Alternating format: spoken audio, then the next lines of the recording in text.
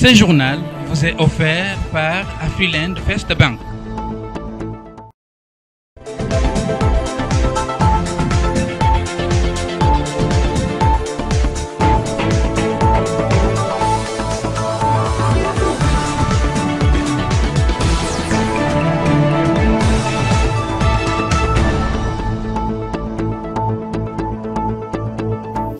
C'est l'heure du journal sur la FM Télévision. Mesdames et messieurs, bonsoir et bienvenue à cette édition du journal Vespéral consacrée en grande partie à la rétrospective de la semaine. Mais d'abord, cette nouvelle en compassion avec les femmes de la partie est de la République démocratique du Congo, les femmes de la ville-province de Kinshasa, toutes tendances confondues, dont la première ministre Judith Suminwa se sont retrouvées en ce jour du 8 mars de la célébration internationale des droits des femmes au Palais du Peuple pour une prière œcuménique pour les retours de la paix en RDC, surtout dans la partie Est où les femmes sont victimes des agressions de l'armée rwandaise et ses supplétifs du M23 AFT. Cette journée des prières organisée par le ministère du Genre, Famille et Enfants a connu une participation massive des femmes venues pour solliciter l'implication divine pour la cause de la femme de l'Est de la République démocratique du Congo. Il y avait diverses intentions adressées à Dieu par les femmes des différentes confessions religieuses de la République démocratique du Congo.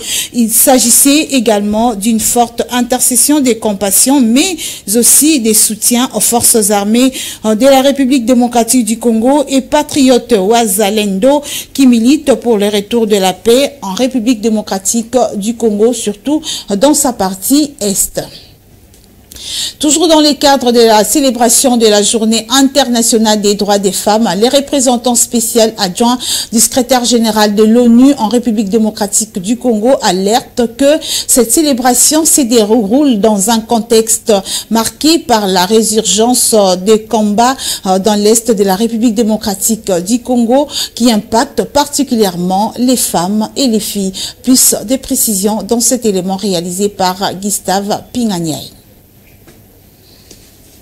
Le monde célèbre ce 8 mars la Journée internationale des droits de la femme sous le thème « Toutes les femmes et les filles, droits et égalité et autonomisation ». En République démocratique du Congo, cette journée est placée sous le thème « La Congolaise au centre des ambitions », une manière de reconnaître et de valoriser les rôles de femmes dans le développement du pays. À cette occasion, le coordonnateur résident du système des Nations Unies en République démocratique du Congo, Bruno Le Marquis, a rappelé l'importance de cette célébration dans un contexte marqué par la résurgence des combats dans l'Est du pays.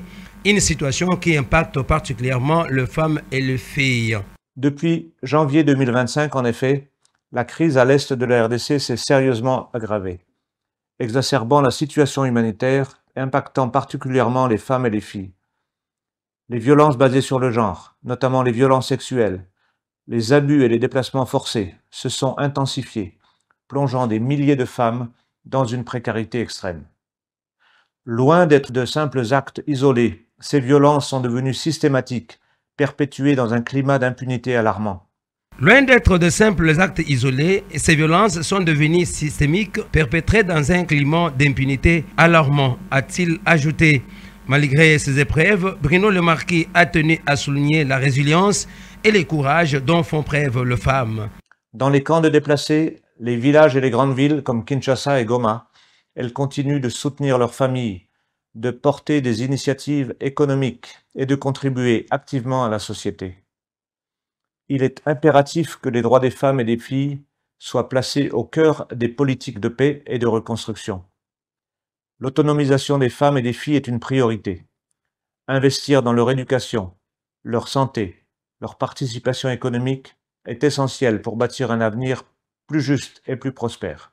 Dans les camps des déplacés, les villages et les grandes villes comme Kinshasa et Goma, elles continuent de soutenir leurs familles, de porter des initiatives économiques et de contribuer activement à la société, a-t-il déclaré. Le responsable onésien a incité sur l'urgence de placer le droit de femmes et de filles au centre des initiatives de paix et de développement du pays. Il est impératif que les droits de femmes et des filles soient placés au cœur des politiques de paix et de construction.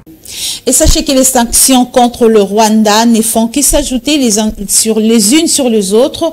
Peu après le Canada, lundi 3 mars dernier, est venu le tour de l'Allemagne qui a aussi ouvert la brèche le mardi 4 mars 2025 en suspendant son appui financier au Rwanda suite à son inscription sur les territoires congolais. Exorcé Louvia nous fait le point. Le ministère de la Coopération a annoncé sa décision dans un communiqué rendu public le 4 mars 2025 de la suspension de nouveaux engagements financiers au Rwanda à la suite des offensives de ses troupes armées dans la partie est de la RDC. L'Allemagne dénonce une violation de l'intégrité territoriale et de la souveraineté de la RDC. Notons que Kigali bénéficie d'une aide annuelle de 50 millions d'euros par an pour le projet lié au développement économique, à l'énergie, à la protection du climat et à la production de vaccins, selon Berlin. Par ses échanges avec Kigali, il demande le retrait des forces armées rwandaises et l'arrêt de son soutien au M23 en RDC. Rappelons que les sanctions ne font que tomber contre le Rwanda après que le Canada l'ait sanctionné le 3 mars dernier et aujourd'hui l'Allemagne s'ensuit. Et puis retrait des troupes rwandaises, Kinshasa appelle à une urgente application de la résolution 2773 du Conseil de sécurité de l'ONU, appel lancé par la ministre d'État des Affaires étrangères Thérèse Kayikwamba le mercredi 5 mars dernier. Bien que votée à l'unanimité au Conseil de sécurité, la ministre d'État affirme qu'il y a des retards dans la mise en œuvre de cette résolution, nous dit Gustave Pinganyai dans cet élément.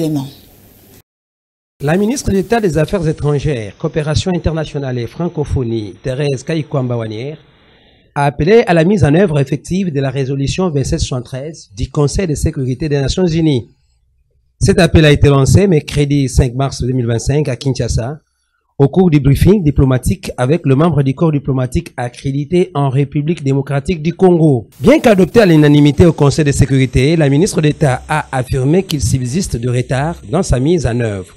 Par ailleurs, la chef de la diplomatie congolaise a abordé au cours de cette réunion la nécessité de relancer rapidement les processus de Luanda et de Nairobi afin de trouver des solutions diplomatiques et durables à la crise qui prévaut dans la partie est du pays. Selon Thérèse Kayikwamba, la République démocratique du Congo soutient l'alignement et non la fusion du processus de Luanda et de Nairobi. Elle a précisé que les deux processus ont des objectifs complémentaires et que leur alignement sous l'égide de l'Union africaine est la meilleure voie pour avancer vers la paix. Rappelons que cette résolution 2773 du Conseil de sécurité de l'ONU, adoptée en février 2025, a condamné avec fermeté les rôles du Rwanda en exigeant le retrait immédiat de ses forces et du M23 du territoire congolais.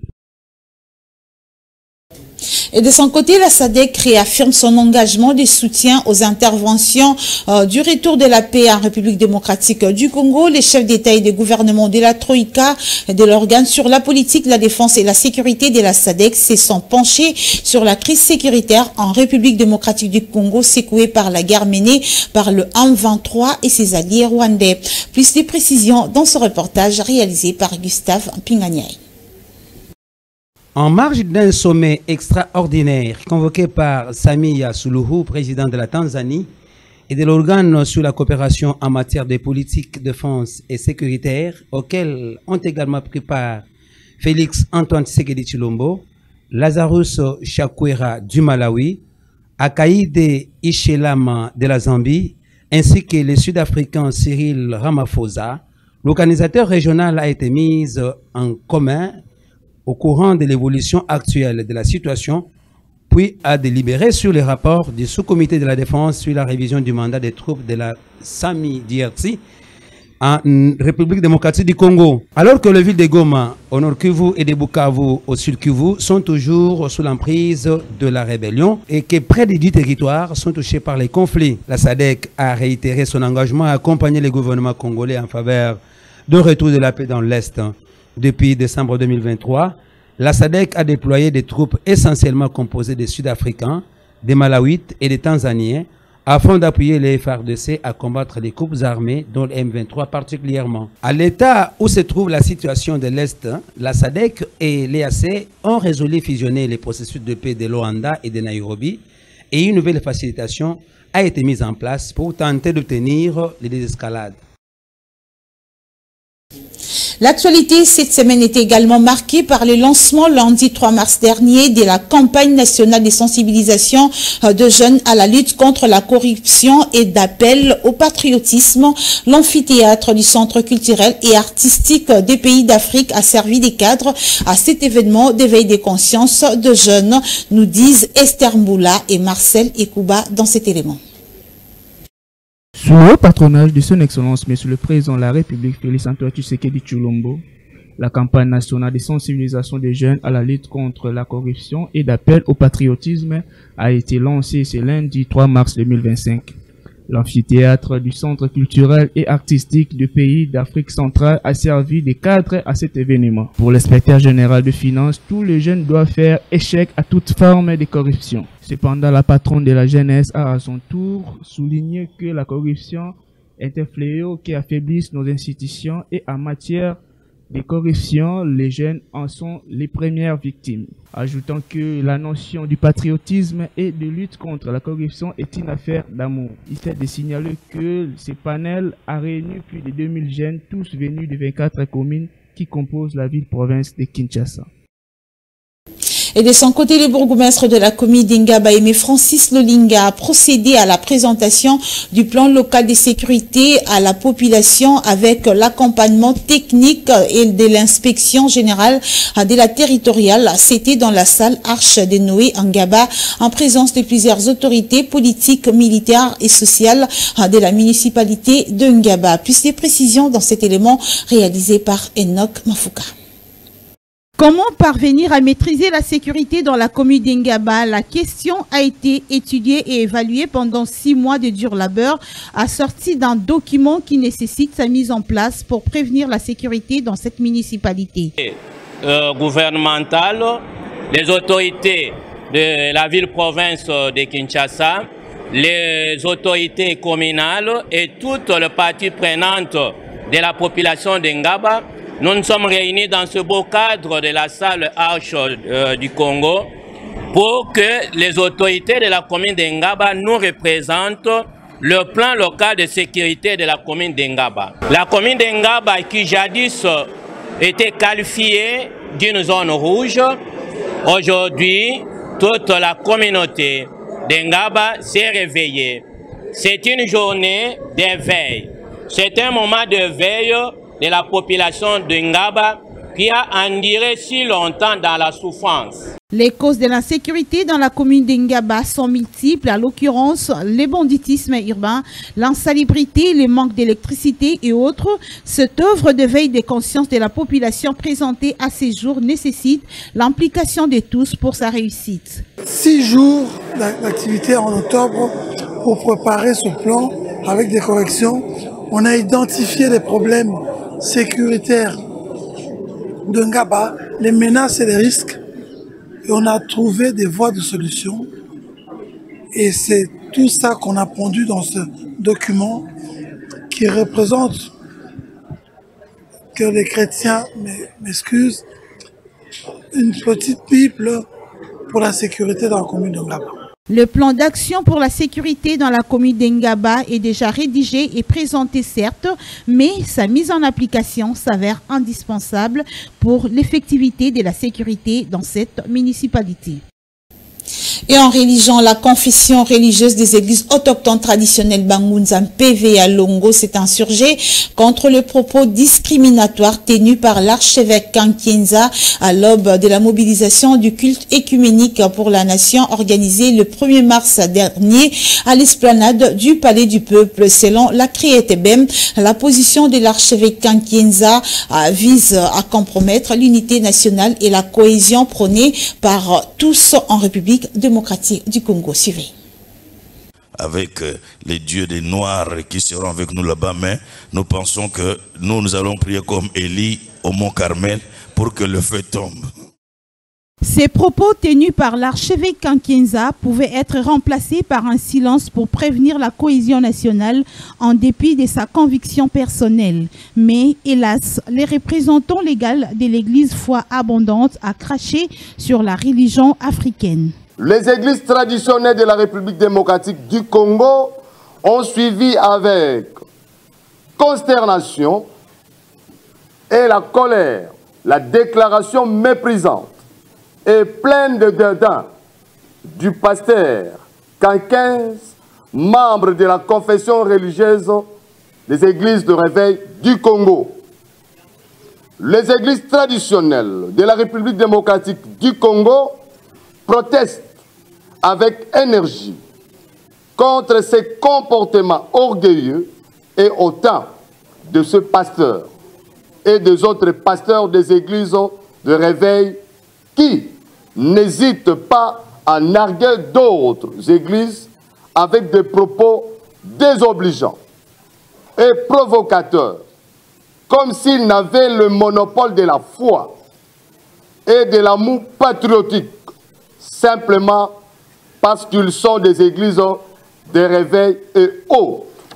Cette réaction de la confession religieuse des églises autochtones traditionnelles Bangunza PVA Longo intervient après la tenue de la prière interconfessionnelle pour démontrer combien il est important de privilégier l'unité et la cohésion nationale pour l'intérêt commun de la nation, qui est la paix en République démocratique du Congo.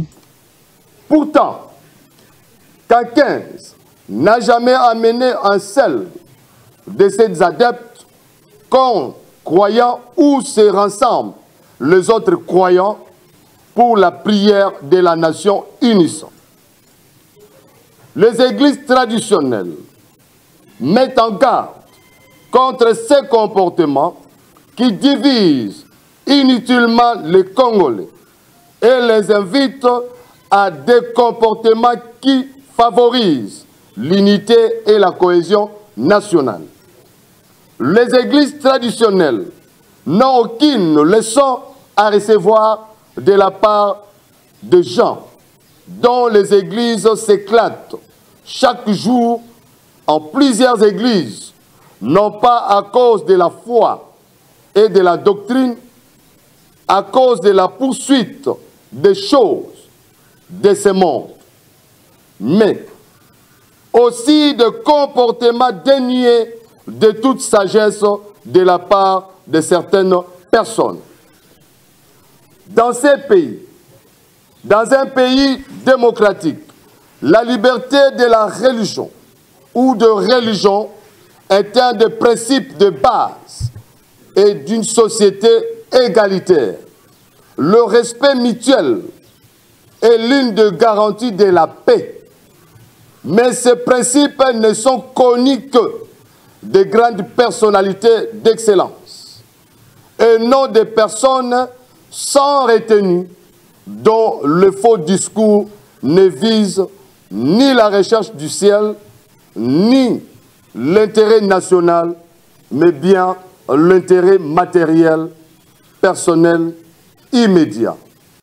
En dépit de tout, les comités directeurs de la confession religieuse des églises autochtones traditionnelles Bangunza PVA Longo promet de rester soudés et surtout en parfaite harmonie avec les autres églises et confessions religieuses malgré la différence des croyances, et cela dans un seul objectif, privilégier la paix et la cohésion nationale en République démocratique du Congo. Et en société, nous allons faire un zoom sur les paniers de la ménagère pour vous dire que les prix des denrées alimentaires prennent l'ascenseur dans tous les marchés de la ville-province de Kinshasa, constat fait par Exaucé Louvia et Israël Kimasi, qui ont approché quelques vendeurs et acheteurs qui se plaignent de l'instabilité des prix malgré la décision du gouvernement sur la revue à la baisse des prix des denrées alimentaires annoncée à la veille des festivités de fin d'année 2024. Suivez. Quelques temps seulement après que le gouvernement ait garanti la stabilité de prix, plusieurs fournisseurs de produits alimentaires au marché et la population se plaignent de la hausse de prix de certains aliments de première nécessité. Le constat fait sur terrain renseigne qu'un sac de semoule qui se négocie à 57 000 francs est vendu actuellement à 75 000 francs, Un sac du riz à 60 000 francs vaut 73 000 francs. Un bidon d'huile d'olive de 3 litres de 11 000 francs à 19 500. Un sac de farine et autres valent encore plus cher, sous l'inquiétude de la population quinoise. Touchée de cette flambée de prix sur le marché, la population s'est dit inquiète de constater un silence des morts qui règne dans le camp des autorités de ces secteurs économiques, quand bien même eux aussi en sont victimes. Il est pertinent de souhaiter la population que cet aspect du social soit pris en considération et que la solution idoine soit trouvée. Et en santé, la FM Télévision vous propose les vertus de la citronnelle, cette plante exceptionnelle qui dégage une odeur agréable. Mais sachez que cette plante aide à guérir plusieurs maladies, notamment l'hypertension. C'est ce que nous dit Gloria Nkunda dans cet élément de reportage. La citronnelle ou verveine des Andes est une plante herbacée tropicale cultivée pour ses tiges et feuilles aux qualités aromatiques. Cette plante est antifongique et antibactérienne. L'infusion des citronnelles traite les cas d'herpès, des mycoses et des champignons. Sédative, calmante, décontractante, elle aide à calmer l'anxiété, le stress, la fatigue mentale, la fièvre et favorise un sommeil réparateur.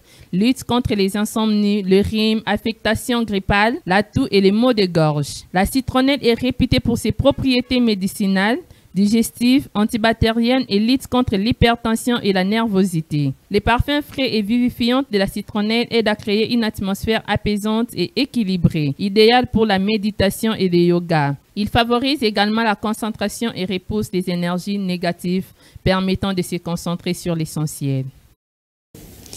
Ce journal est terminé, mesdames et messieurs. Merci de l'avoir suivi. Toutes nos compassions en cette journée de la célébration de la Journée internationale des droits des femmes. Nous partageons notre soutien également, les réconforts aux femmes de l'Est de la République démocratique du Congo, victimes d'atrocités qui ne savent pas célébrer avec beauté cette journée dédiée à la femme. Compassion donc à ces femmes. Merci et on se retrouve prochainement.